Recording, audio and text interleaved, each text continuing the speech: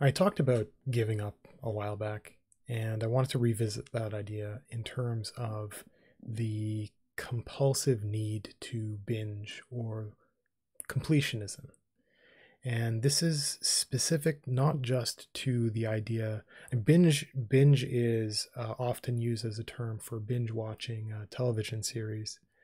And now that it's possible to get access to very high quality, officially released entire seasons of a show, and to suddenly get access to entire backlogs of years worth of a show, of not just some random show, but a really really good show.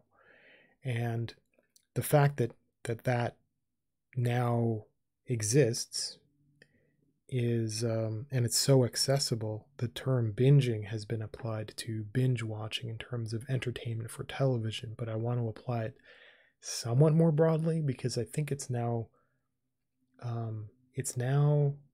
coming to pass that there's something like binge learning, but it's not really like learning. It's paying attention. It's like, it's not quite like the idea that was attempted called edutainment. And that's still kind of there because attention spans are what they are. And for an educator, engaging that side of a person is also very important. It doesn't, you can present things very well, but things aren't effectively received unless they fully get the attention of the desired audience. So for binge watching, I want to step away from binge watching as entertainment and look at something like, say, a video streaming platform or video, something like a YouTube, where there is more content being produced than a person can actually consume. And it becomes obvious that there needs to be some form of curation. Sometimes that's done automatically, and some people are susceptible to ideas like recommendations, automatically generated recommendations, which is a useful tool for discovery and a really dangerous tool for trusting somebody else, some system curating what you care about. So it's a good idea to very regularly visit it, and because sometimes there's going to be something legitimately interesting there, and then throw it into a queue. And then kind of, gets to be the problem, which is you have through your life experienced enough stuff that you kind of know what you like, you kind of know what you would be interested in, and at a glance at least. And so you kind of curate things yourself, and then as you get older, your curation becomes more refined. Maybe you get to be grumpy and old, and you kind of know what you like and you know what you don't like, and you become more hardened against certain things that you're fairly sure are just a waste of your now ever more limited time. So there's curation that you do, there's curation that your friends and your circles of kind of awareness do for you. You're subscribed to some stuff, you kind of wander around a little bit, but all of that just reinforces the fact that there is more out there for you to consume than you can ever possibly dream of sitting down with. And the problem is that a person has a temptation to really and legitimately, truly, like from the objective sense, truly be like there might be one particular piece of content which is exactly right for you to have been spending your time on. And a lot of people will find that, they'll discover that, and they'll watch it. Excellent, good. That's the all is right and well in the world, and you watch that. However, that will slide into the next piece of content, which isn't the same as the original content. It might still be good, might be a similar topic. A lot of very successful, I could say YouTube channels, but a lot of successful everything. So a successful TV show, a successful series is going to have consistency. And the consistency is usually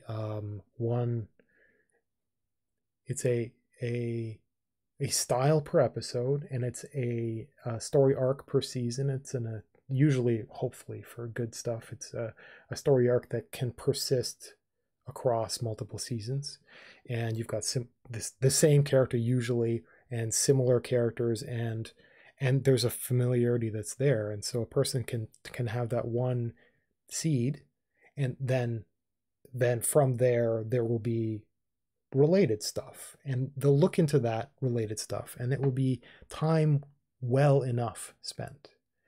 And then there will be these recommendations, and then there will be these rabbit holes, and a person might sit down and look at something that they really like, spend the good time to make good enough out of it, sit and watch it, think about it, and then because a particular content creator may have had a backlog of potentially years worth of stuff, and even though that creator might have already kind of like, I don't even know what to call it, like the dark archivist, they've gone through all of their old stuff, they've recurated it with their current perspective and decided that I no longer believe this presentation isn't up to my standards, and so forth. Like this is a poorly articulated version of something that I've already revised, so I'm going to kill that old thing.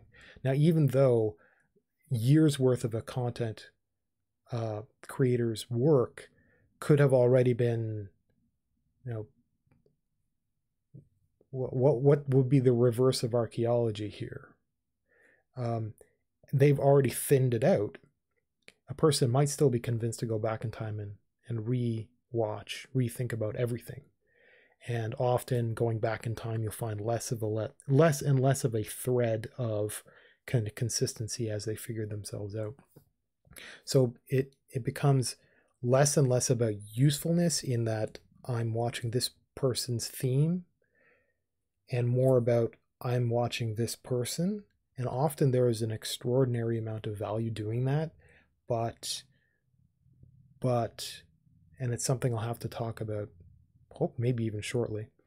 But going back in time, there's less, it's diluted. It hasn't quite been distilled into what the person that currently attracted you, what they've become. And so you might go back in time and watch all their stuff and be convinced that you need to watch all their stuff. And this is a problem because you're not wanting for things to watch. There's other stuff out there that's quality, that is there, that is maybe not as good as that original seed that you had watched, but is good and is still more closely related and is still more useful, more valuable to your life. And so going back in time and binge watching everything in a series or everything from a person can be an absolute time sink. And yes, it's wonderful to be able to put that stuff on podcast style while you go and you work out. And it's and I'm on board with that. And it's something that I've been thinking about, that I'm maybe I just have to experience a little bit better, and I'll understand why podcasts could be successful.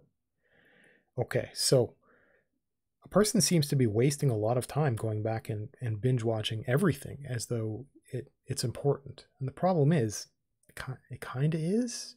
It's kind of interesting. It's kind of useful. And if you have ascended from just bumping into something and really liking a thing to paying attention and liking some of the other stuff, to going back and actually being enough of a fan and an archivist to want to go back and kind of re-experience everything from day one. Like, imagine going back to some of these, like, go and watch all of Doctor Who again from scratch. I'll see you in a few years. I mean, you got to be a real fan to care to want to. And there's a lot of people who are and still don't do that. And there has to be some sort of balance between the value that can be, you can't even say value that can be reaped from that, because it's like just burning your time, and it's not exactly sowing. It's not effort as such. Nothing's happening with it. It is possible to get stuff out of the material. However, that plan has to be in place beforehand. And it has to be like the in-between time, the 20% time set aside as the break from doing something, and going and binge watching in that tiny bit of time, to have 80% time spent doing something that could be inspired by, influenced by the rest of that stuff. So for example, let's say I wanted to use a piece of software.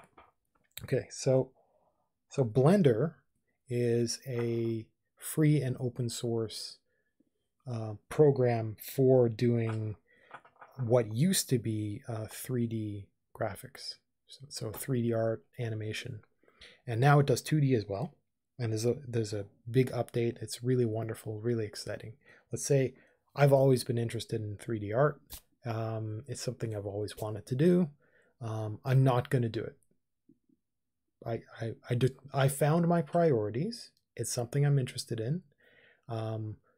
Like playing the piano, I'm interested in it.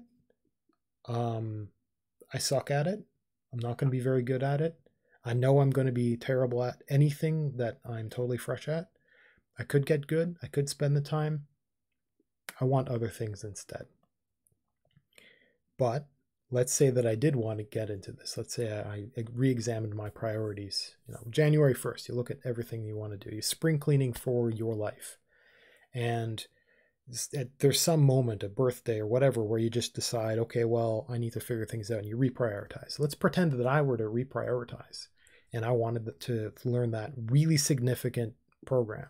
And you, in the future, probably have come to see more and more stuff being done as that project is being taken more and more seriously.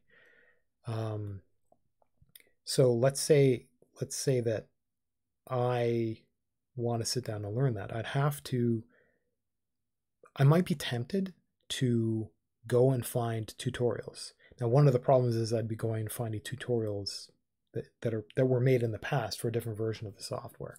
But let's say I find I actually have bookmarked a guy whose name I can't remember, because it was all so far earlier in the day and I can't remember. And that's what bookmarking is for. And so I could go and I could pay attention to the guy's recent stuff, and I could stay up to date, and I could learn. I could have that be part of my learning experience. Great. But there's a lot of his backlog that is extremely good quality stuff that still has a lot of value. Not as much value as now, because it's older versions of the software. Things are not exactly different, but things are easier now. And they've been very careful to try to make things a little bit seamless, so it's possible to kind of like do things the old way. They don't want to upset their existing user base and make them relearn things from scratch. But okay, so imagine that I've got this as a project. I'm learning and I'm studying, and I'm up to date on the current stuff, and I'm paying attention to this guy's stuff.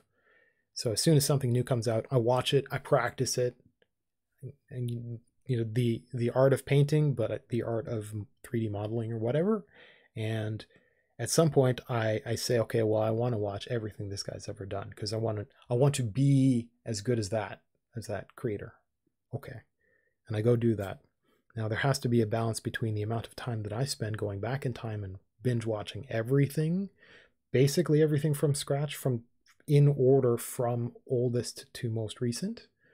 Because if you do things out of order, maybe you lose your place, and there's something valuable about learning from their mistakes as they make them, or just there are feelings I can't quite articulate right now that make it more appropriate to do everything from scratch right from the beginning. and maybe including some of the unrelated stuff, because you never know when weird things are going to get dropped, weird pieces of wisdom. And I'm doing that myself. So people who are interested in me talking about, like, oh, why the room is set up this way and this kind of stuff, I mentioned it in, here and there in videos with a title and a topic that are different. And so there's value for people just randomly perusing my stuff. So for this guy, I could do everything from scratch. But if I actually did want to learn this program and learn this industry and actually create something, my having gone back and binge watched everything will just be a massive time sink that I need to balance, so that I'm actually doing more practice and more actual work. And the learning part is a chunk of that, and this binge watching part is a chunk of that. It isn't like I'm spending 4 hours a day going through and practicing all of these, like, how do you make a realistic donut? Like, okay, well, that maybe that's awesome to learn, but maybe that doesn't apply to my current project. So it's like, that is not something that I should be watching right now when I've already spent enough time with that's basically entertainment. If it's not going to be useful for my current project or for my current concerns, or I bump into something interesting while I'm searching for the solutions to a problem that I've got. And if I find myself going and watching something else, like, you would know that's wasting your time if you do that. And right, so binge watching, even as entertainment, it's obvious. And when you get into as self-learning, then it should also remain obvious that it's a complete waste of time to have so much on your plate. So it's very much like the idea of giving up. So you line up a certain number of things, you figure out what your priorities are, and maybe you need to match it with what you're actually good at. And sometimes you need to admit when you stink at something, but only when you've tried it, and only when you've tried hard. Sometimes when you want something, the fact that it's hard is just that barrier that prevents other people from being successful. But it doesn't have to be a barrier for you. And you match things up and you figure out what you want, and then you give up on all the things that don't matter as much. And you make a choice like, well, I want these 5 things. And a lot of motivational speakers and stuff will say, well, what are your 5 things that you want to do in life? I don't really think like that. I think in terms of, okay, pick your 5, any 5. Willow, pick your magic finger. You pick one and it's the most important one. And you say, okay, this is the most important one in life. So yeah, okay, you do that most. But I think in terms of, well, if you had something that you want to get done, what are you willing to give up of the rest of these 5? If I said that the only way you had even a chance of getting that one most important to you thing done at all, any chance, is to give up on something else, on one of these, and you get to pick which one. Could you do that? Do you even know the value of any of these things? If I said that you would definitely have an excellent chance if you gave up on 2, would you do it? Can you actually determine which of these is the most important thing to you? If I told you that you definitely would succeed at it and be good at it and love it and be passionate about it if you gave up on 3 things, and that's the only way I can guarantee you success with the one thing, is if you never do those again, never think about those again. Those are not your hobbies, those are not your interests, they're gone. You burn those bridges, you're done. Could you do it? Could you actually find something that you're willing to admit on giving up your other things, or those other interests, to actually achieve that one thing? And binge watching is something like that too. How many hours, episodes of a backlog would you be willing to give up in order to thin that volume out into just a handful of most important things, such that those are the things you spend time on, because those are the things that will contribute towards that one thing that you're working on, right? So you have the one primary task and the other thing that's also really good, that's also really important to you in life, but it's kind of like you work on that other thing and it's almost like taking a break from the first thing. Although it is also an extremely important thing to you.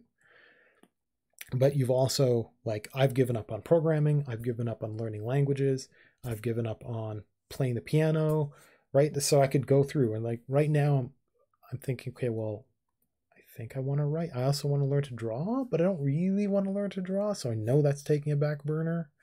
So I'm going to kind of like have that as my, while I am not thinking about writing, I still want to do something with my hands. I still want to have a different part of my mind, a creative part. I'd love to doodle the scenes that I'm thinking about for writing. So it's kind of related. I don't know that I'll ever get that good.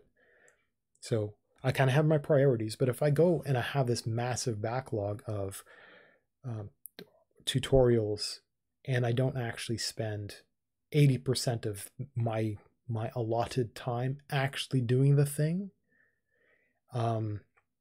then all of that stuff is wasted effort. And it could be even worse than that. Let's say you're binge watching through a bunch of stuff and and they're all strongly related to something, right? And you've got your primary goal, and you've got a huge flood of stuff. And oh, I lost my train of thought. Oh my. Don't you hate when you do that? It was such a big idea that I couldn't quite capture it. Okay, so let's see if I can start from scratch. So if you're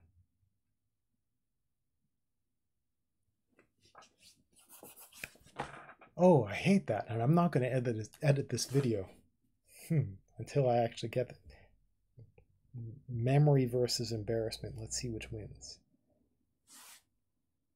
Embarrassment is winning. Okay, well, I guess I'll fake it by going through everything again. Hopefully it comes back. Okay, so you got the thing you've identified as priority, and you've got this huge backlog of stuff to do. If you were to, yes, okay. Let's imagine in the best case scenario where you know what thing you're working on that one thing, and you have a massive amount of very important stuff to binge, and you do binge, but you don't pay attention to the 80-20. So you spend more than 20% of that total time going through the very good, very high quality, very related stuff. Because you spent more than that 20%, you're not making effective use out of all that binging. That binging is actually going against your kind of stated purpose for even caring about those things in the first place. So let's say I've got my main thing. So I guess from your perspective, so I got my main thing and have a backlog of things to binge. Now normally it would be I binge and I get benefit from it, and I binge and I get benefit from it, and so forth. But if it goes like this and I binge, I can't really fit much benefit in here. It's like I'm speed reading instead of really sitting and learning patiently and getting as much as I can out of it. One of the problems is going to be, now that I'm done all this, now it's as though I no longer have access to that stuff, because not many people, when they have a massive volume of stuff, they'll just be like, the notches on the belt for every single video. Okay, did this. I'm caught up for this this video creator, and they'll just never think about going back through the old playlist again because I've already done it. But if that volume is choked down so much that it has to be curated and it has to be pursued slowly, and every drop of encouragement or wisdom or actual education can be just squeezed out of every single moment of every video or podcast or book or whatever, then far more of it can be far more effective, and the rest will remain fresh to be curated through, so that you're not spending so much time wasted on too many things, and you don't want to speed through all the stuff that might be extremely valuable. So I think I covered everything I wanted to cover. So so a little bit of focusing on binge watching, on completionism, valuing your own time by curating all that stuff. Yeah, pretty much it.